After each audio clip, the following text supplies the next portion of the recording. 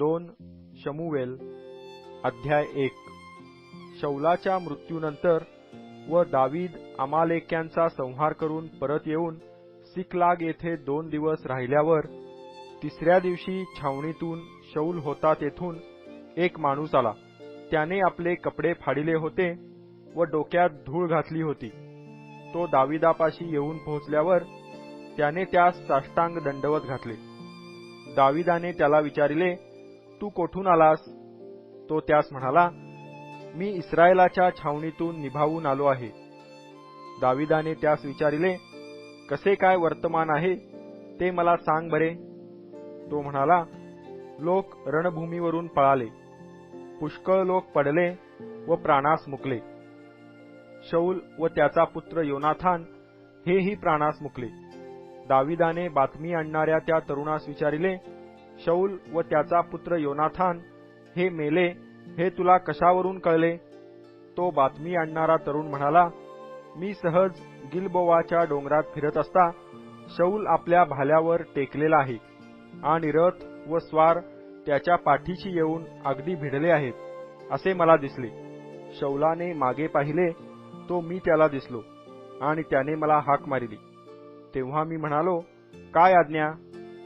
तो मला म्हणाला, तू कोण आहेस? मी त्यास म्हणालो, मी अमालेकी आहे. तो मला म्हणाला, माझ्याजवळ उभा राहून माझा वध कर. मला यातना होत आहेत तरी माझा प्राण अद्यापि कायमच आहे. तेव्हा मी त्याच्यापाशी उभे राहून त्याला वधिले, कारण त्याचे असे पतन झाल्यावर तो वाचणार नाही अशी माझी खात्री झाली होती. मी त्याच्या मस्तकाचा मुकुट व त्याची बाहुभूषणे काढून येथे माझ्या स्वामीजवळ आणली आहेत. हे ऐकून दाविदाने आपली वस्त्रे धरून फाडिली आणि जितके लोक त्याचबरोबर होते त्यांनीही तसेच केले. शौल, त्याचा पुत्र योनाथान, परमेश्वराचे लोक आणि इस्रायलाचे घराणे ही तरवारीने पडली म्हणून त्यांच्याबद्दल त्यांनी शोक केला, विलाप केला आणि संध्याकाळपर्यंत ते उपाशी राहिले. मग दाविदाने आपणास बातमी देणाऱ्या त्या तरुण मनुष्यास विचारिले, तू कोठला?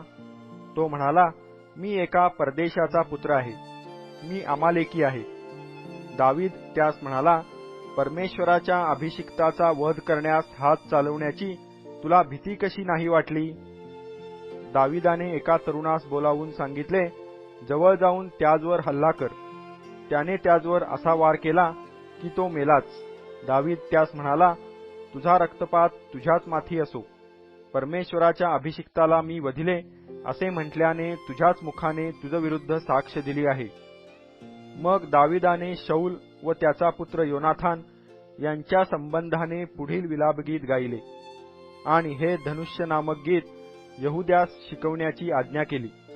पहा, हे गीत याशाराच्या पुस्तकात लिहिलेले आहे. हे इस्रायला, तुझा शिरोमणी उच्च स्थानी वधिला आहे. बलाढ्य पहा कसे पतन पावले आहेत.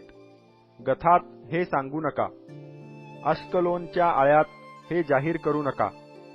पलिष्ट्यांच्या कन्या आनंदित होतील, बेसुंत्यांच्या कन्या जयघोष करतील असे न होवो. गिलबोवाच्या डोंगरांनो, तुम्हावर दहीवर न पडो, पर्जन्यवृष्टी न होवो.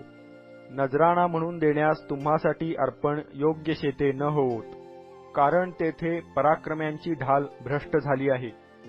शौलाची ढाल तैलाभ्यंगा वाचून भ्रष्ट होऊन पडली आहे. वधिलेल्यांचे रक्त प्राशन केल्या वाचून व बलाढ्यांचे मांदे भक्षण केल्या वाचून योनाथानाचे धनुष्य कधी परत येत नसे. शौलाची तरवार कधी रिकामी परतत नसे. शौल व योनाथान प्रेमळ व मनमिळावू असत. जीवनात व मरणात त्यांचा वियोग झाला नाही. ते गरुडाहून वेगवान व सिंहाहून बलवान होते. इस्रायली कन्यांनो, शौलासाठी रुदन करा. तो तुम्हास किरमिजी वस्त्रे लेववून शृंगारीत असे. तो तुमच्या वस्त्रांवर सोन्याचे अलंकार घालीत असे. रणभूमीवर बलाढ्य पहा कसे पतन पावले आहेत. योनाथाना, तू उच्च स्थानी वधिला गेला आहेस. माझ्या बंधो योनाथाना, मी तुझ्याकरिता विव्हळ होत आहे. तू मजवर फार माया करीत असस. तुझे मजवर विलक्षण प्रेम होते. स्त्रियांच्या प्रेमाहूनही ते अधिक होते. बलाढ्य पहा कसे पतन पावले आहेत. युद्धाची शस्त्रे कशी नाश पावली आहेत.